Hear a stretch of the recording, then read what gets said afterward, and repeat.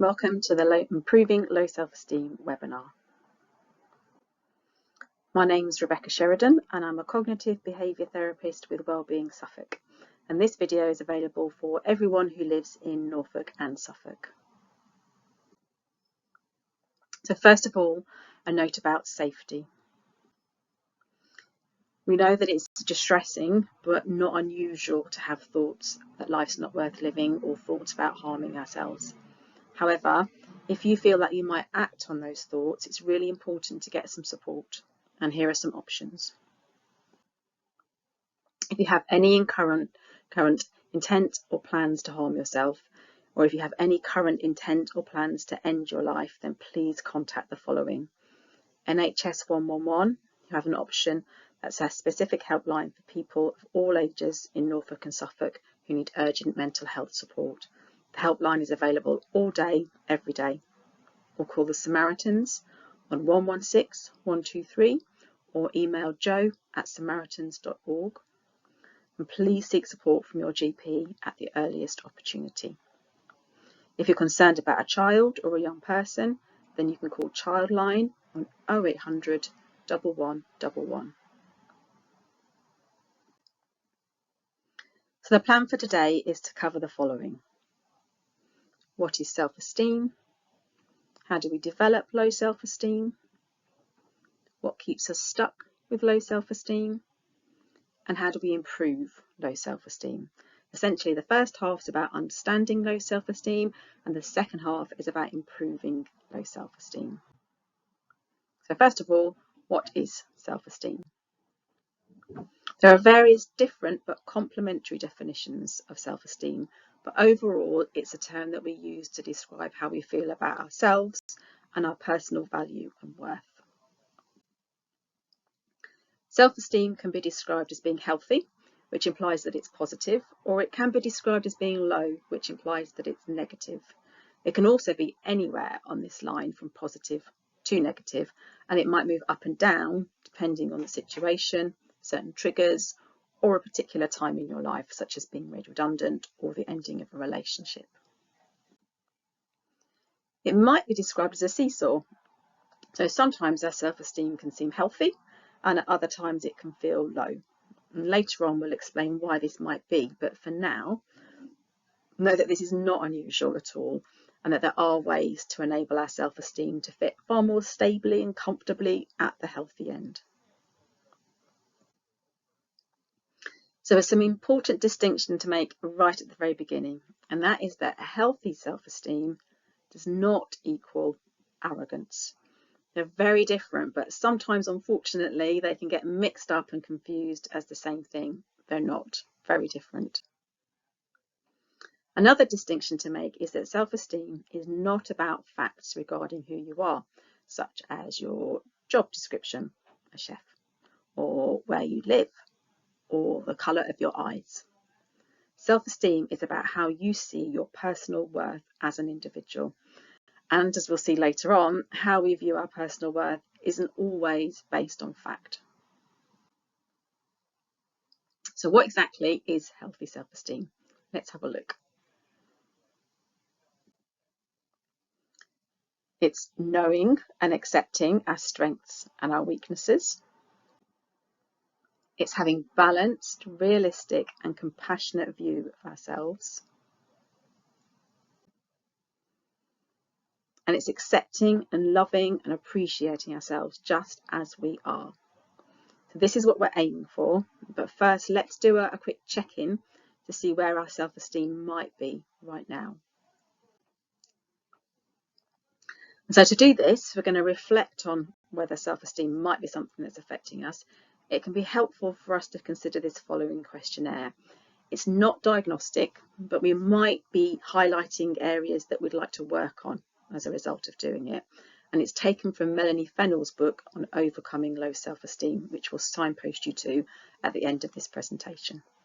So for each statement, there are going to be 5 options. You can have yes, definitely, yes, mostly, yes, sometimes, no, mostly, or no, not at all. And understandably, if you're ticking the no columns for most statements, then low self-esteem might be something that you're experiencing. And this webinar hopefully then should start you on your journey to improving your self-esteem. You might well have a mix of responses, some yes, some no, or yes sometimes. And if that's the case, you can acknowledge what's going well and recognise then what you might like to work on going forward. So I'm just going to read these out and give you a moment or two to kind of consider what you might tick. So my experience in life has taught me to value and appreciate myself. I have a good opinion of myself. I treat myself well and I look after myself properly. I like myself. I give as much weight to my qualities, skills and assets and strengths as I do to my weaknesses and flaws.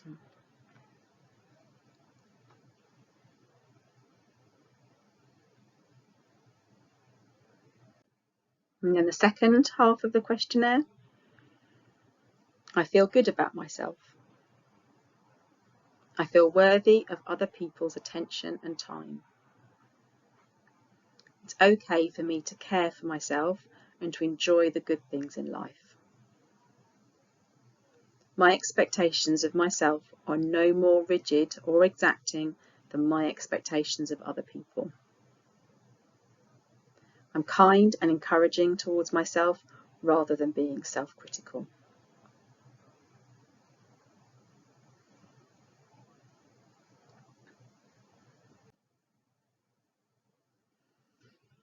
So now let's take a closer look at what low self-esteem might look like and how it can impact our lives. If we have low self-esteem, then these following thoughts might be familiar to us. Thoughts like, I can't do it, I look terrible, everyone is better than me, I failed again,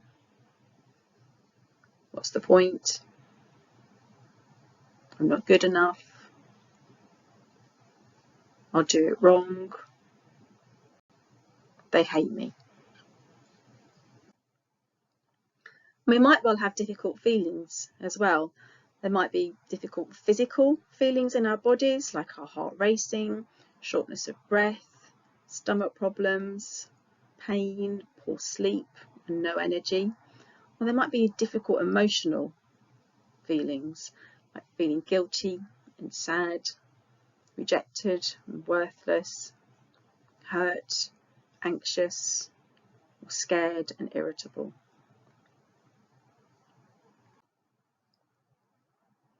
And we may engage in certain behaviours too. So there's a picture that's going to come up and then a kind of a behaviour that's attached to that picture.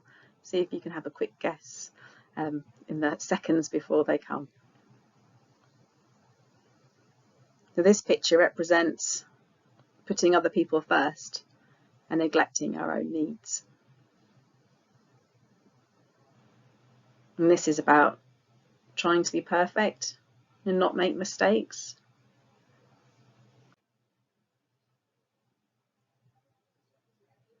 And this picture shows that we might be hiding our own thoughts and feelings from others and putting on a happy face.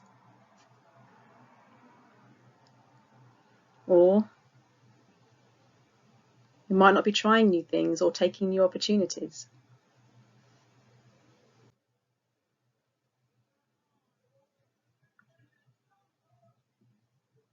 We might be worrying about the future or ruminating, going over and over and over about the past.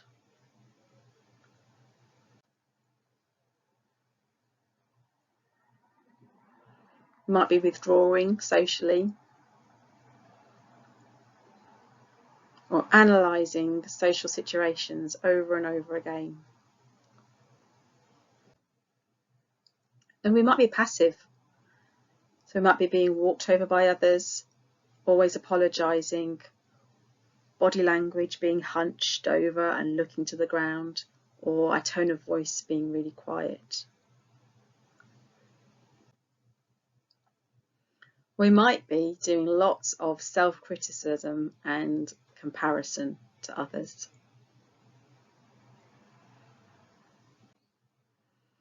So from a cognitive behaviour point of view, difficulties happen when we get stuck in vicious cycles. And we would describe the vicious cycles being made up of the elements that we just saw: our thoughts, our feelings, and our behaviours. So if we think, I can't do it, I'll just do it wrong, we might feel anxious and sad, and our bodies might feel tense and harder to breathe. And then so as a behavioural response, we avoid taking opportunities and doing things that we'd already planned to do. This then strengthens the belief that we'll make a mistake, and we might add on a new thought such as we're useless, and so on and so on. The cycle continues and continues, and we're stuck. So now we know what low self-esteem is and how we might recognise it. Let's look at how it might develop. On the whole, low self-esteem takes a journey from childhood to adulthood. And we say on the whole because sometimes it can be triggered by a certain event in adulthood, like a period of ill health or a trauma or a loss or a relationship breakdown. However, in these cases, there'll perhaps be an existing vulnerability to low self-esteem which the triggers just brought to the surface.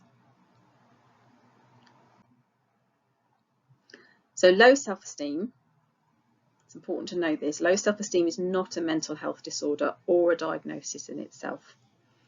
However, it can go alongside other mental health difficulties, and there is a relationship between low self-esteem and problems with our mental health.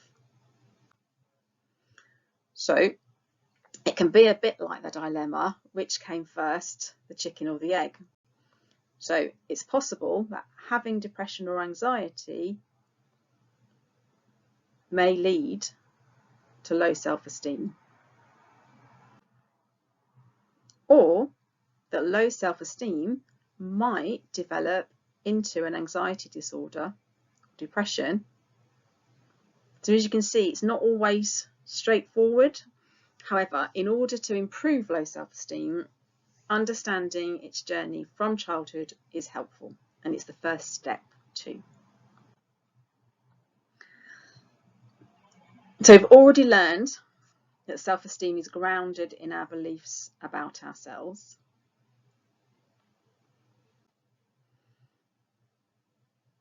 But it's really important to remember when we're doing this that beliefs are not facts, they're opinions.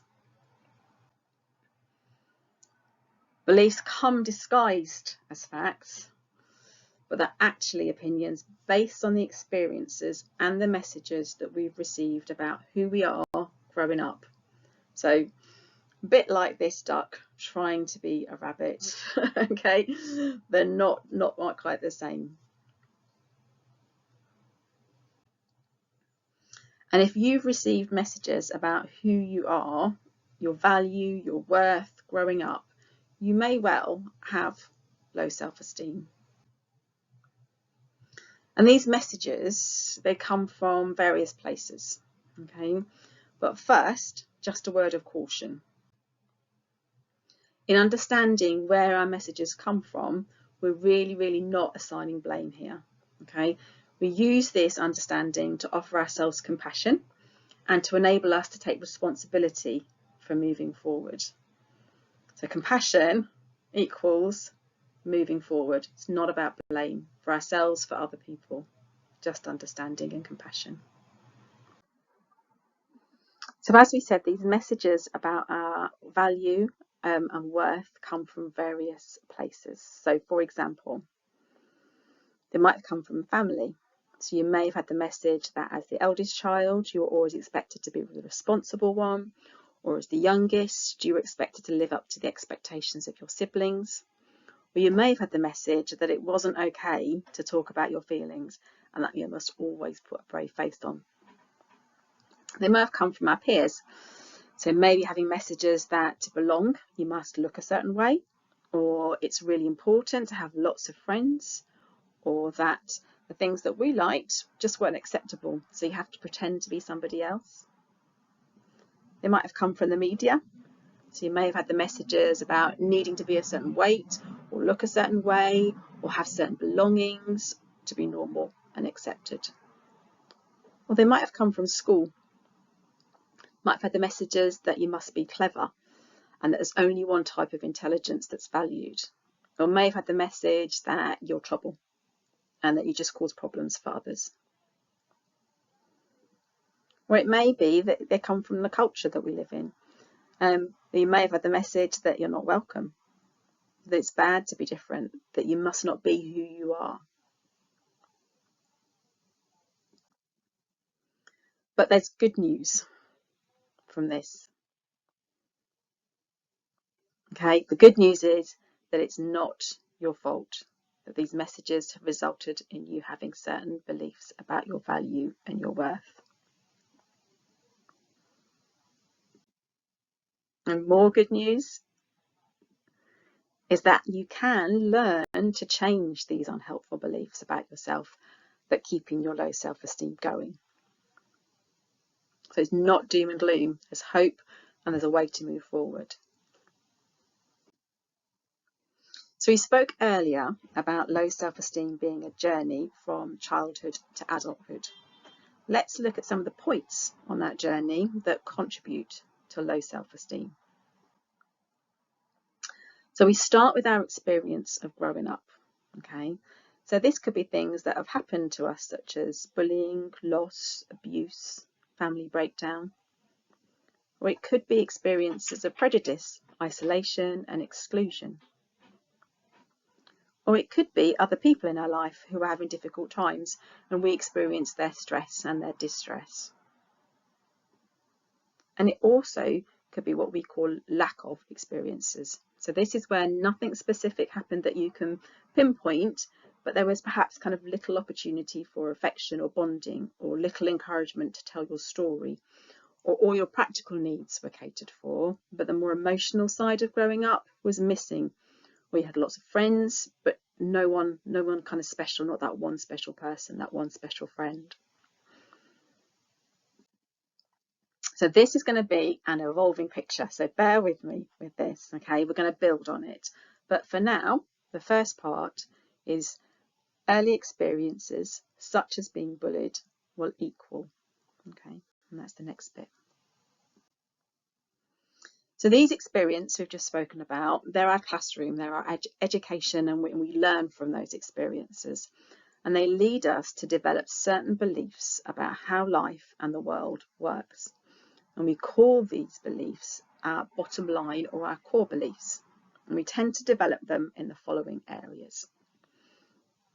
Beliefs about ourselves, beliefs about other people, beliefs about the world, and beliefs about the future and our future.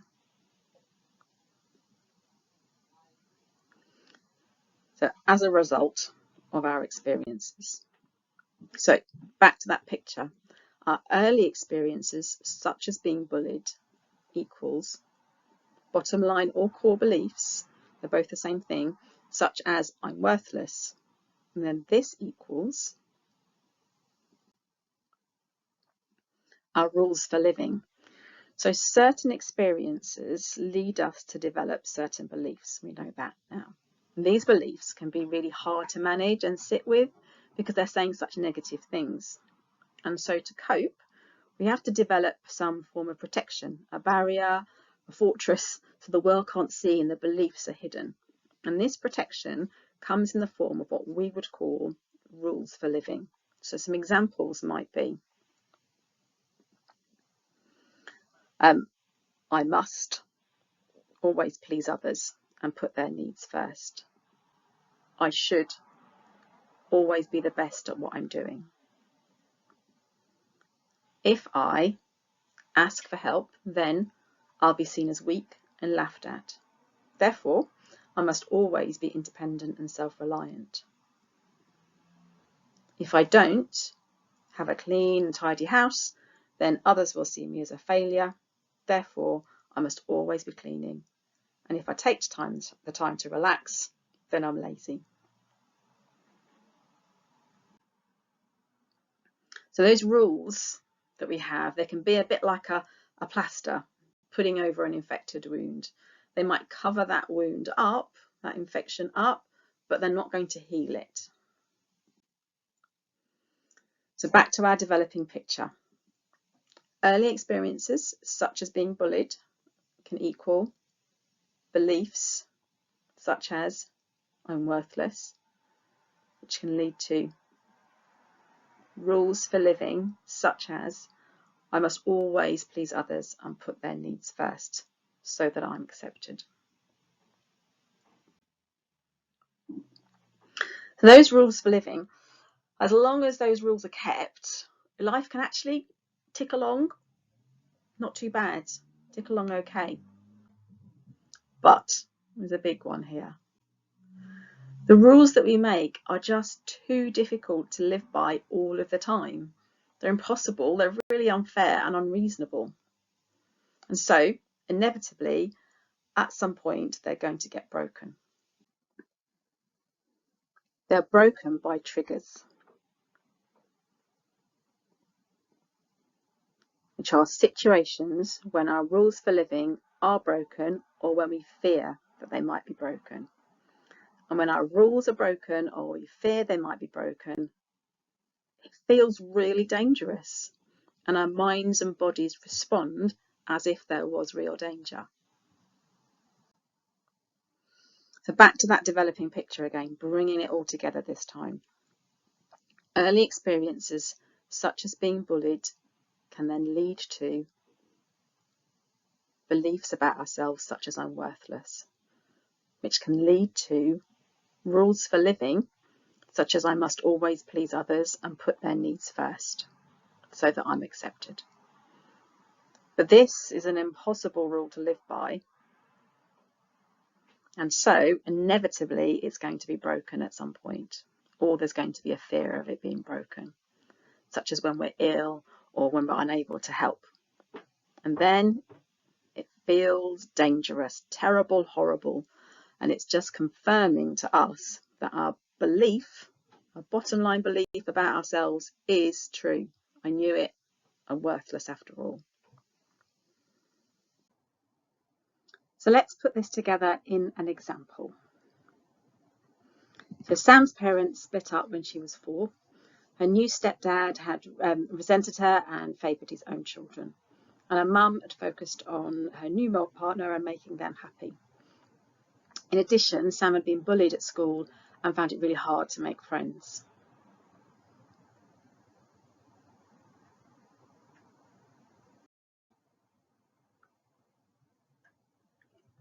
This made Sam believe that she was worthless, ugly, unlovable, and that other people were more important.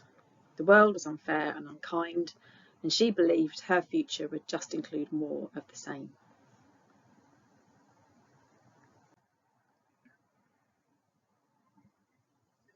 And in order to protect herself from these beliefs, she created the following rules. I must please others, or I'll be rejected. I must put other people's needs first, or they will hate me. I must be perfect, or my life will be pointless. I must not share my fears, or I will be vulnerable. I must be slim, or I will not find love. I must be successful, or I will be criticised. I must not make a mistake, or I'll never succeed. And Sam's rules that she'd made, they risked being broken, or they were broken in the following situations.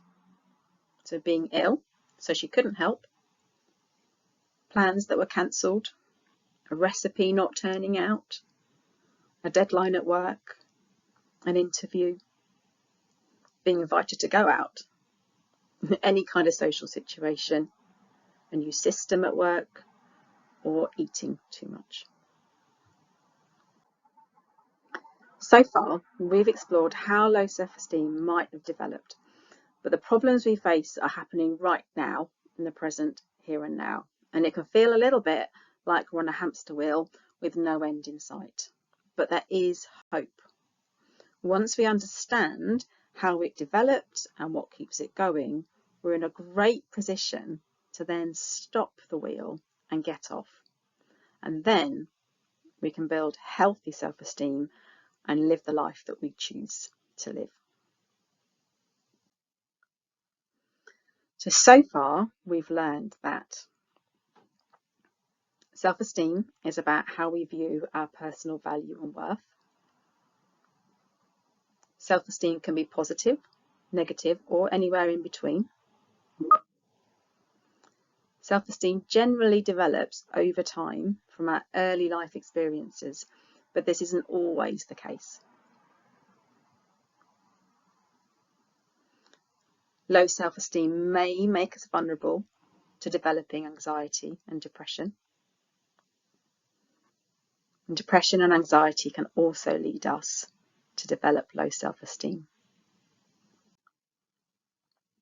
We've also covered that our negative experiences in life can lead us to develop beliefs about who we are. These beliefs are protected by rules that try and enable us to live a peaceful life without problems. But those rules are impossible to keep and either get broken or we fear they'll get broken by certain situations and triggers. And this results in difficulties on a day-to-day basis. Difficulties in the way that we think, difficulties in the way that we feel, both physically and emotionally, and difficulties in the way that we behave.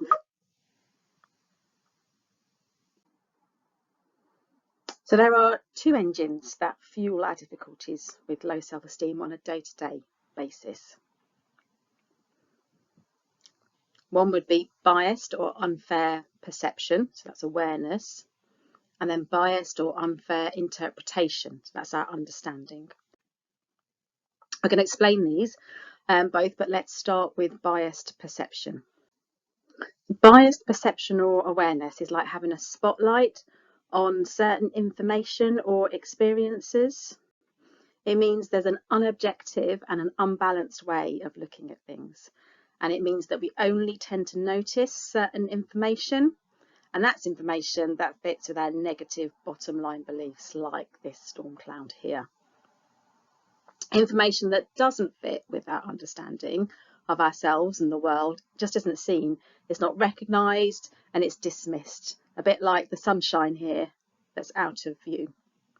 And so as a result, we're constantly bombarded with information that just proves to us that our negative beliefs are true, and it can feel like there's danger everywhere.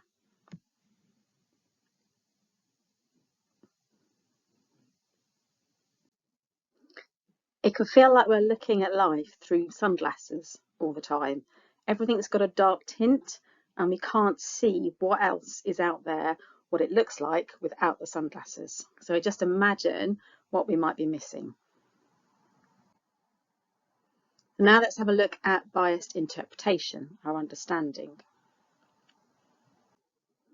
So biased interpretation or understanding means it's not just what we notice that causes problems, but whatever we notice, we interpret or understand in such a way that it only fits with our negative bottom line beliefs.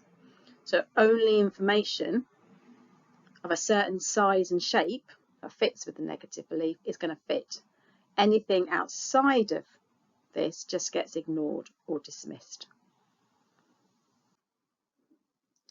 So imagine that this is the information, the parcel here. It's a compliment from a friend saying, "You look great." This parcel is not going to fit with our belief, represented by the postbox, that we are unattractive. It's just not going to go in. Okay. So what we'll do is we'll change and interpret the comment so that it does fit. And rather than seeing this for the compliment that it is, we might think, they obviously think I look terrible normally to say that. And we've interpreted, reshaped or changed the comment so that now it does fit with the belief, fits in that little post box, and it's reinforcing the belief that we have that we're unattractive. And hey presto, this negative belief that we have, okay, represented by the post box here, is just going to get bigger and bigger and grow stronger and stronger. We might also interpret information that could have very different or many different meanings as negative and as fitting with our bottom line belief too. So if a friend doesn't reply to your text all day, then our interpretation might be they no longer like us. They want nothing more to do with us because, due to your bottom line belief, we're unworthy. Or maybe a colleague is being a bit short with you when you kind of ask them a question, and our interpretation from that is they think I'm incompetent and useless because that negative bottom line belief is I'm not good enough, I'm unworthy.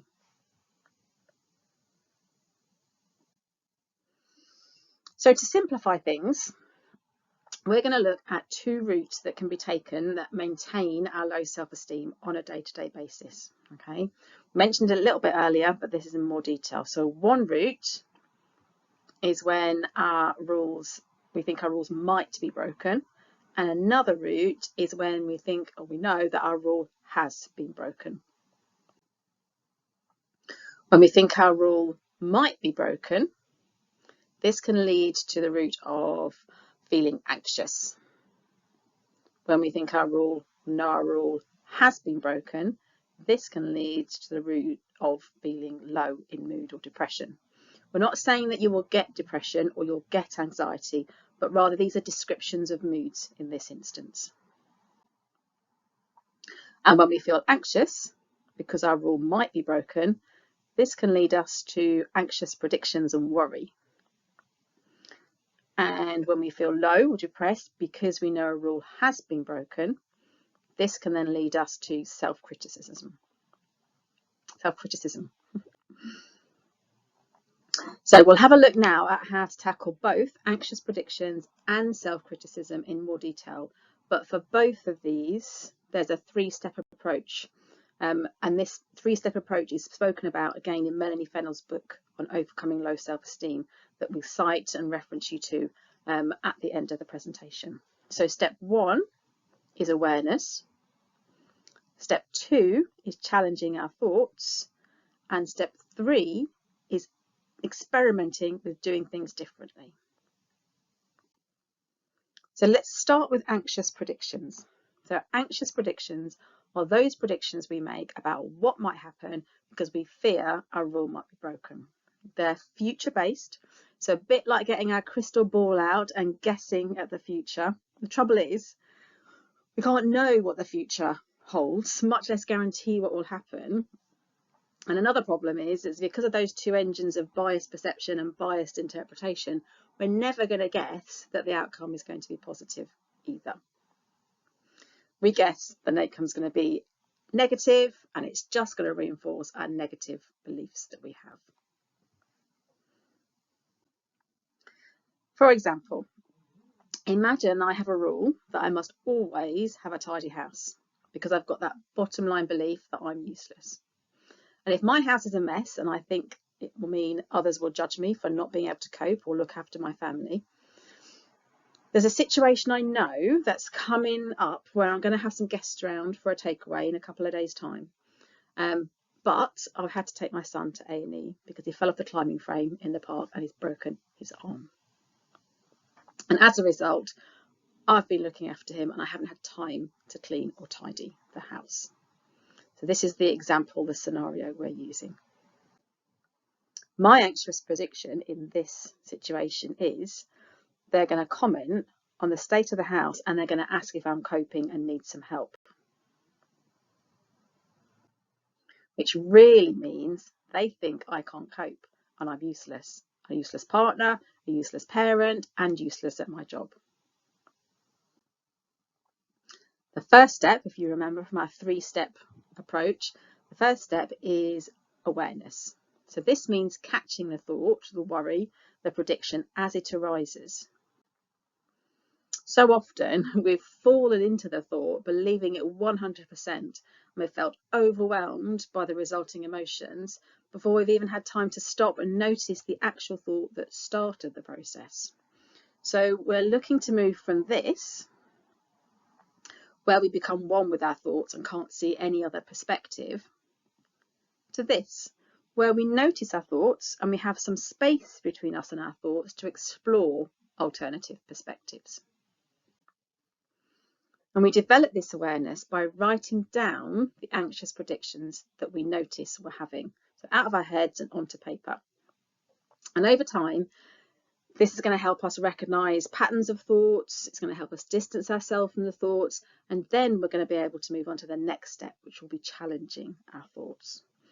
There are various ways of doing this, but the method that's used most often is a thought diary, a bit like this one. Okay, so this has 5 columns where we want to know the date and the time that the thought happened, what the situation was that triggered it, what we were saying to ourselves, how it made us feel, and what our behaviours were as a result. So in this example, it's Thursday afternoon. I'm sitting sitting with my son on the sofa whilst he's watching TV. And the thought that comes in is, they're going to comment on the state of the house and ask if I'm coping and need some help. And I believe that 9 out of 10. It's a really strong thought. And then the feelings that I have, emotionally, I'm anxious and I'm overwhelmed and I'm sad. Physically, my heart is racing and I'm hot and sweaty and uncomfortable. So what I do as a result of that, my behaviours are to worry, to then try and mentally list all the things I need to do, and then to cry and get really snappy with my son as well. So this is an example of a thought diary that brings everything together and can be really helpful in helping us to move forward. So step 2, about challenging our thoughts and exploring them and not taking them at face value. Remember, thoughts are opinions rather than facts. So we transform into scientists and detectives so that we can come to a fair and realistic, balanced conclusion. And to do this, you can watch a video clip of a technique that's called Catch It, Check It, Change It from the NHS website, Every Mind Matters. But for now, I'm just going to explain it to you, and you can do a little bit of research and get a hold of that video later. So we're essentially learning to think more flexibly and practice taking different perspectives with this technique. You're going to be learning a new skill potentially here. So be patient with yourself and know that it's going to take some time to develop. However, also remember that every time you do it, you strengthen that muscle. The closer you get to becoming perspective taking and challenging our thoughts as your automatic response rather than being consumed by them. First, so we're going to catch it. And this is the awareness aspect we've just discussed. So I've said I've caught it, I've seen it, I've recognised that this is a thought and it may not be the whole truth and it's worth some exploration. Next, we want to check it. So this means looking at it from a different angle, from a distance, what we might call a helicopter view, or through someone else's eyes. We want to develop a better relationship with our thoughts, to observe them more objectively rather than becoming one with them. So we can look at the situation from another angle. So this means acknowledging and considering how else a situation or thought might be interpreted from another viewpoint. For example, the person in blue here would argue that they are looking at the letter W, whereas the red person, pink person, here would argue rightly that they're looking at the letter M. Both right, different perspectives. Or it could involve looking at something from a different standpoint. So at first glance, it looks like these people are sitting on the water. But we know after a bit more consideration that it just looks that way. They're actually under the water.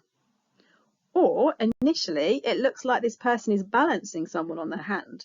However, after that first sense of shock, we realise that they're actually on the ground and it's the photo that's been taken in such an angle as to create that illusion. It can be just the same with our thoughts. We get that initial sense of believing them before we can stand back and then consider the facts. Or we could look from a distance. So this means looking at the bigger picture here. So we could do the equivalent of zooming out and looking at street view, to looking at the whole country, or even looking at the whole world. We may be so caught up in the thought and the situation that all we can see is right in front of our eyes, so it feels big and scary and overwhelming. However, if we got a bit of distance from it, broadened our perspective, looked at the bigger picture, we might notice other pieces of information and evidence, and we might not feel quite so caught up in the thought and be able to consider other perspectives. Or we can look as if we're looking through someone else's eyes. Usually we'll be looking at the thought from the situation from the eyes of someone that we loved, respected or admired. Or we look at it as though we're guiding someone else, as if it wasn't actually us that was having the thought. For example, we might ask ourselves, what would I say to someone I loved who was thinking this way? What would someone who loved me say? And what would my role model say? So this could be someone we actually know, someone famous who we admired, or a character from a fiction or a spiritual being. What would they say?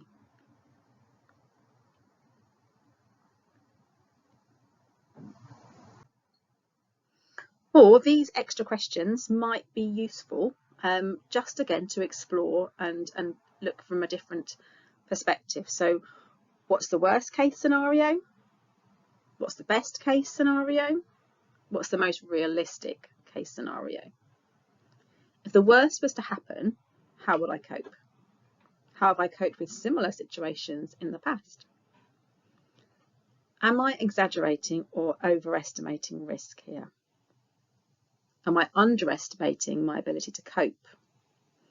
So nice to have these questions close by so that it will prompt us to maybe think a little bit differently when a thought comes up. And finally, we want to change it. Okay, so after all this reflection and exploration, what is a more balanced and realistic thought? How does this make me feel, and how does it influence my behaviours? We wouldn't expect this technique to magically make everything amazing and for all our problems to disappear, but we would expect some helpful change in emotion as a result, even if it's only a little reduction in the intensity or of the emotion or the thought.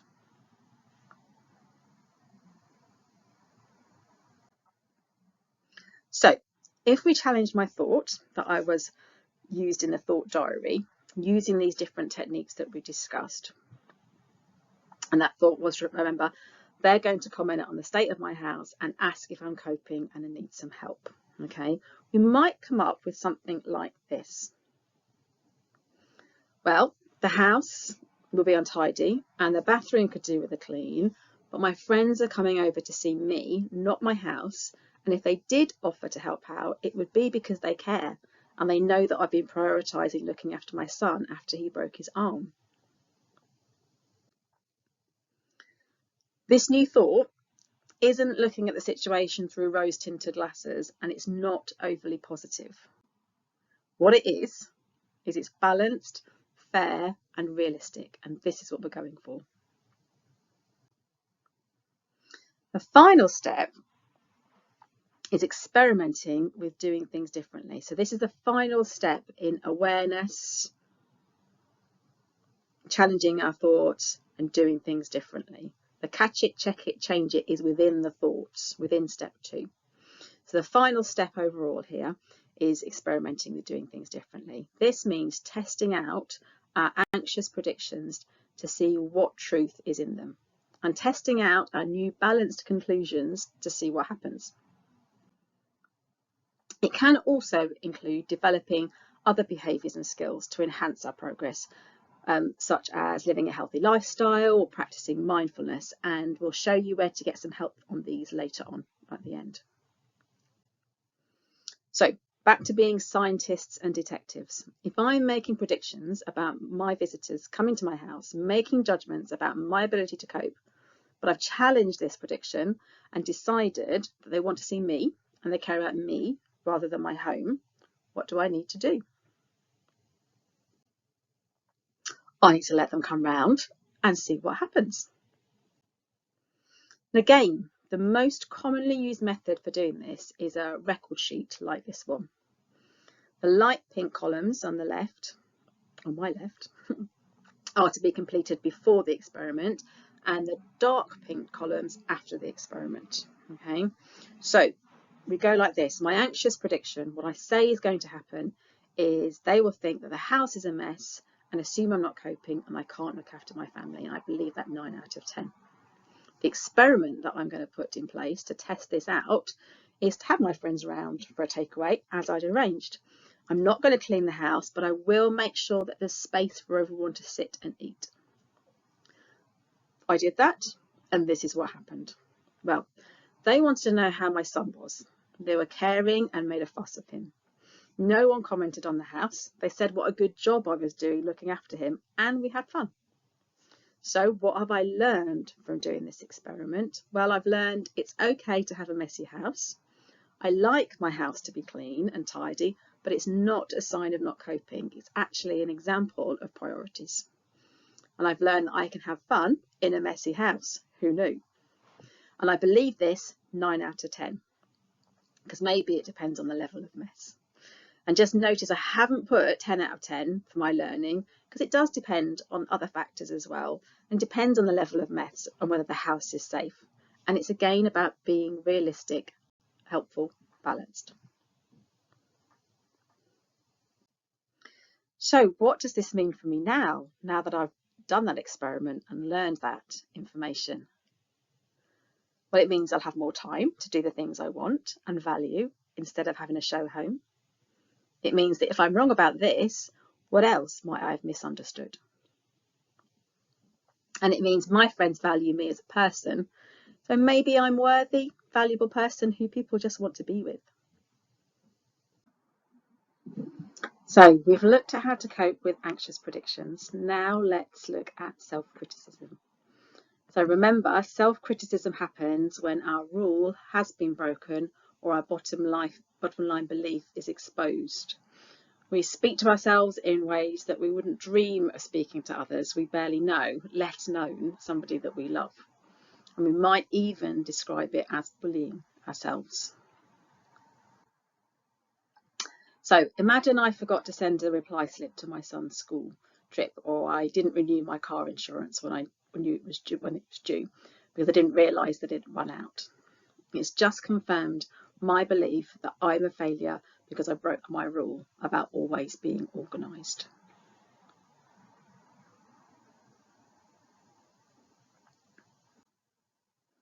And I might say to myself,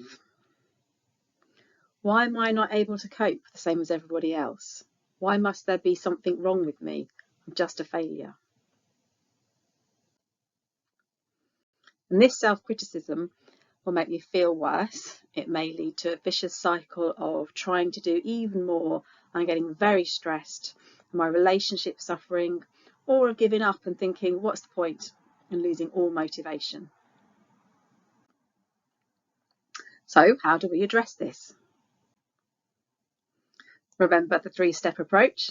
It's exactly the same way that we address anxious predictions. Step 1 is awareness. Step 2 is challenging our thoughts.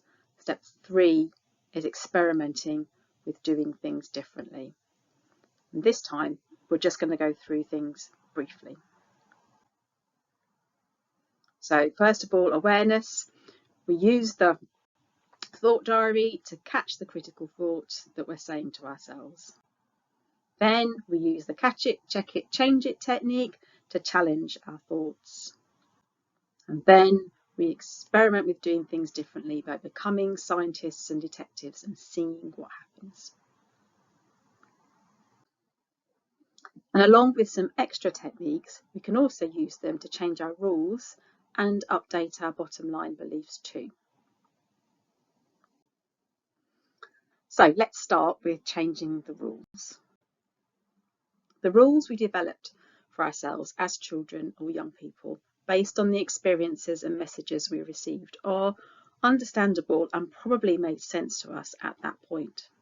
However, would we invite a child to write a contract for a company about how a business should operate? No, because they don't have the skills or the understanding or the knowledge to do so at that young age. And it would be really unfair to ask that of them. With low self-esteem, which has developed as a result of the experiences and messages we received growing up, we're essentially living by a contract and a rule book that hasn't been updated for many, many years. And it's now time for a well overdue policy review and some updated, more relevant, helpful rules. We might not want to get rid of all the rules. We might want to adjust them, make them more flexible, add some new ones. We might want to ask ourselves, what rules do I want to live by? And then we rewrite the rule book. We make the rules work for us, not against us. So how do we do this? You guessed it. Awareness is the first step. Firstly, we need to be aware of the rules that we're living by. And this can be done by reflecting on what we discussed in the first half about the roadmap. But also by keeping diaries, we'll become aware of other unhelpful rules that we might be living by too. And then we can start to explore them and begin updating them. We might do this by reflecting on the following prompts. Just bear in mind that this activity can be tricky to do, so don't worry if it's difficult, it's perfectly normal. You might want to ask a friend to help, or you might think that you could do with the help of a professional to help you and guide you. So our prompts are, my old rule is, this rule impacted my life by, I know the rule is in operation, I know it's happening because, it's understandable that I have this rule because. However, the rule is unreasonable because. The advantages of the rule are. The disadvantages of the rule are. A more realistic and helpful rule would be, in order to test drive this new rule, I need to, and then we test drive the new rule. And what we mean by test drive is, what can I do differently to test this rule out and live by this rule? Remember, this is step 3 of awareness, challenge our thoughts and do things differently. This is the doing things differently bit. So let's now move on to updating those unhelpful beliefs that we already have about ourselves and our worth. Remember, those beliefs are big statements such as, I'm useless, I'm unlovable, I'm a failure, I'm ugly. And it will come as absolutely no surprise to you that our 3 foundation skills will come in useful here too. But there are also some extra techniques that are going to be helpful in updating those negative beliefs.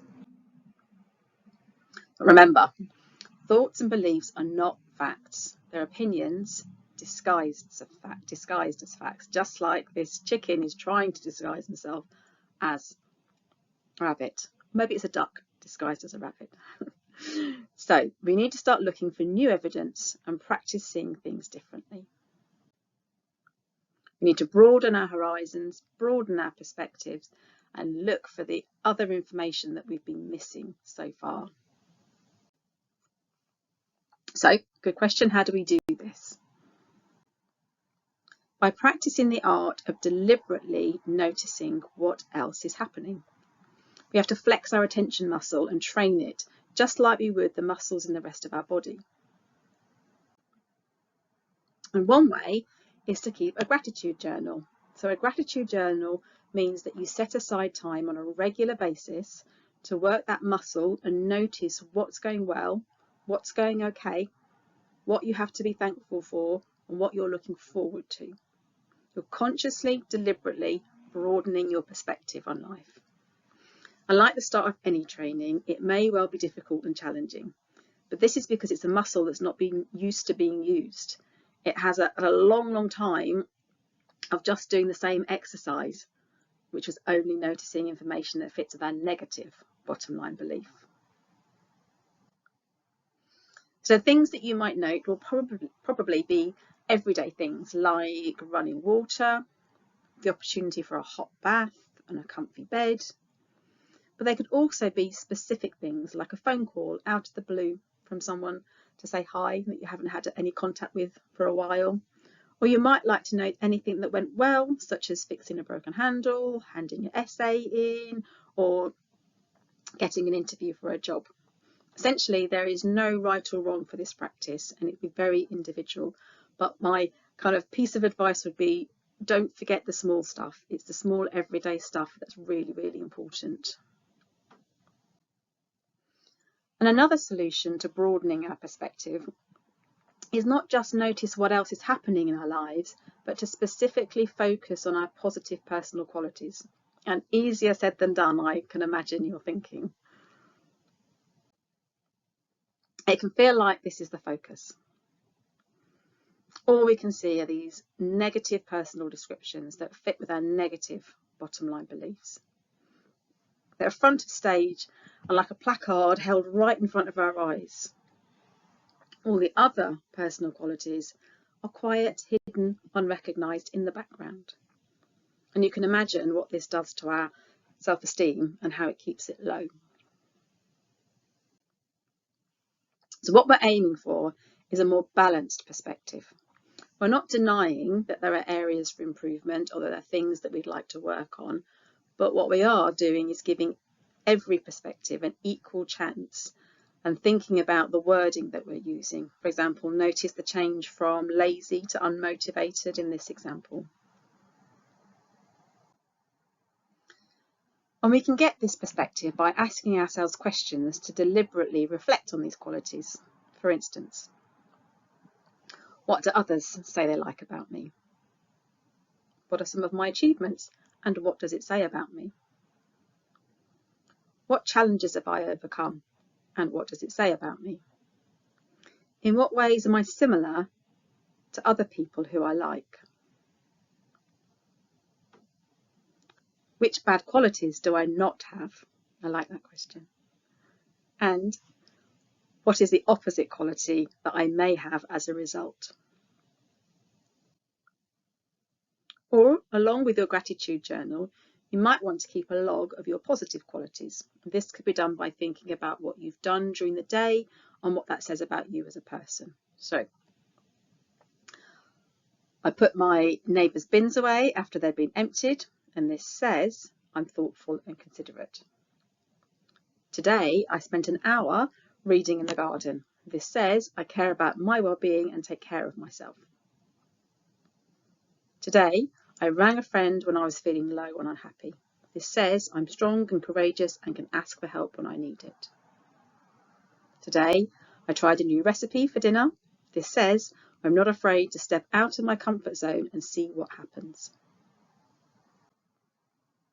Or it could be looking at some of your responses to previous questions and noting down examples of when you showed that quality. So, I'm fun because I played football in the garden with my child. I'm creative because I made a birthday cake for my friend. I'm organised because I always make sure my dog has his flea tablet every month. I'm kind because I lent a neighbour an extra chair when they had guests round. Well, you might like to keep what we call a positive data log. So this is essentially a collection of evidence that highlights your new belief and disproves your old belief. It's in one place and you can keep adding to it. And when you're feeling low or doubting yourself or having a negative belief that's creeping back, you can look at it as a reminder of the facts.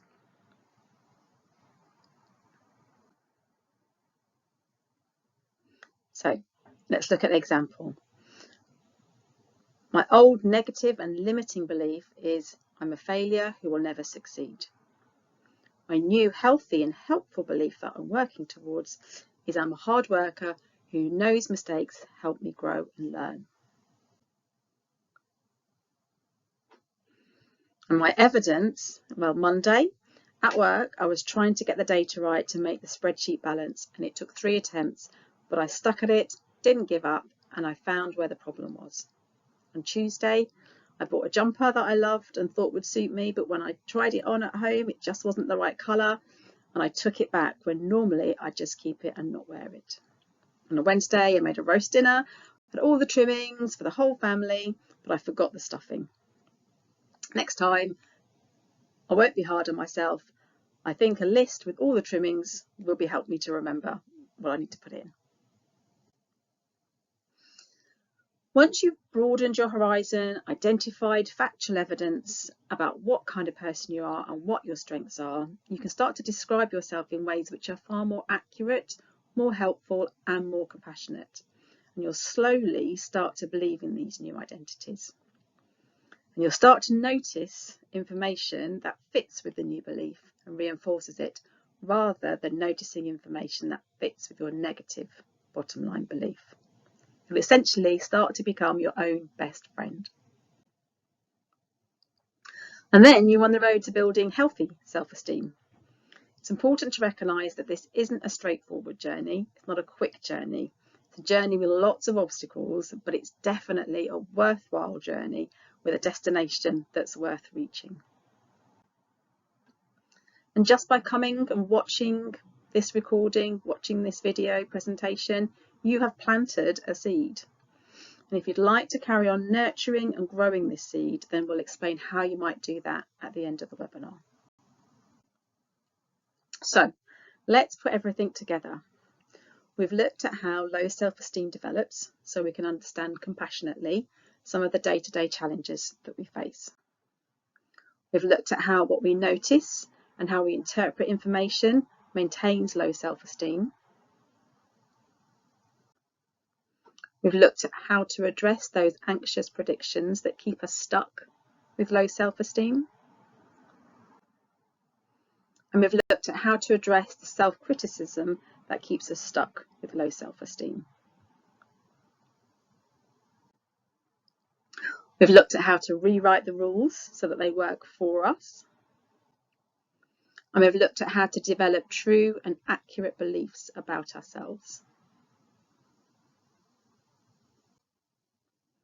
And as an extra boost, the Every Mind Matters website, so it's an NHS website that we spoke about earlier, has other short, like really short, just a couple of minutes on the following topics.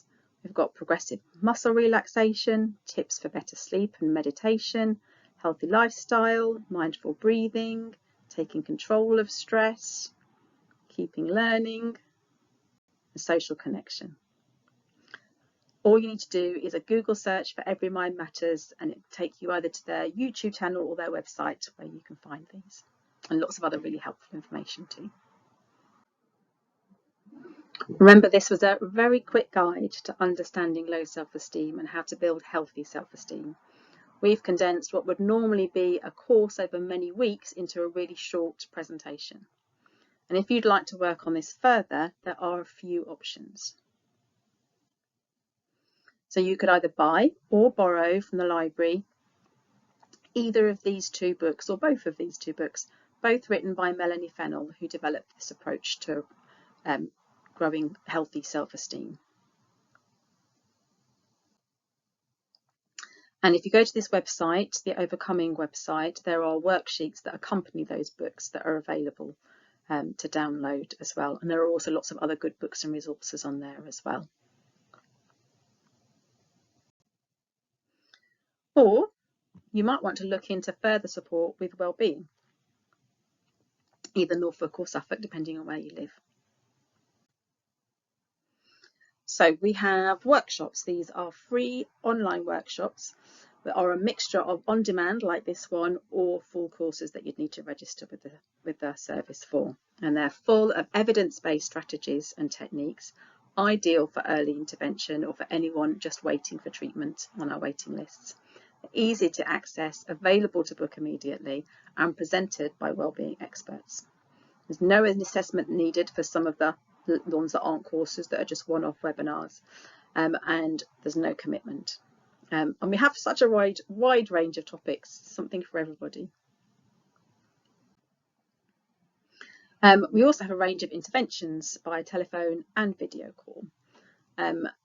That's guided self-help, so that's kind of going through a booklet with the help of what we call a psychological wellbeing practitioner, and we also have CBT and counselling available too. Both of these are doing therapies. The CBT counselling is talking therapy, but also very much a doing therapy as well. We have peer support. So peer support is provided by somebody who has lived experience of mental health conditions and a personal recovery. Someone who has the ability to share their recovery journey with others and promote hope, and someone who's employed by us specifically as a result of their lived experience. Someone who can motivate and encourage others. And we have peer support, peer mentors, peer advisors within our service who work alongside us, do a very valuable job. And we have a range of wellbeing, social and community events as well, and they're free social events hosted either in person or securely on Zoom, and you can find lots more information about these on our website. A huge selection of events, and new ones are being added all the time, and everyone is obviously welcome to come to them.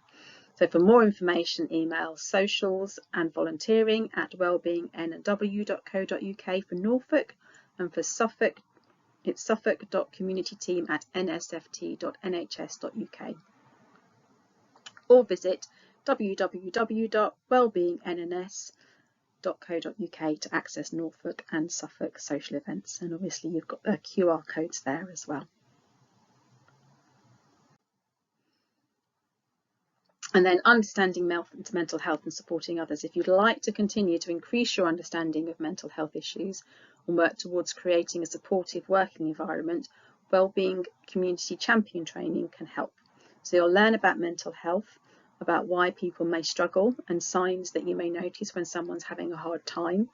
You'll also learn how you might approach someone and start a conversation, as well as talk about the wellbeing service and how we can offer support, so you can effectively signpost. And in return, you'll get to be a part of a group of like-minded people. So there's a QR code here for Norfolk. I believe that the camera is hiding the QR code for Suffolk, but if you go onto our website, you'll be able to find information. And that just leaves me to say thank you very much for watching this. I hope it's been useful, and that you've got some tools to kind of go away and start your journey towards healthier self-esteem. So take care, and I wish you the very best. Bye-bye.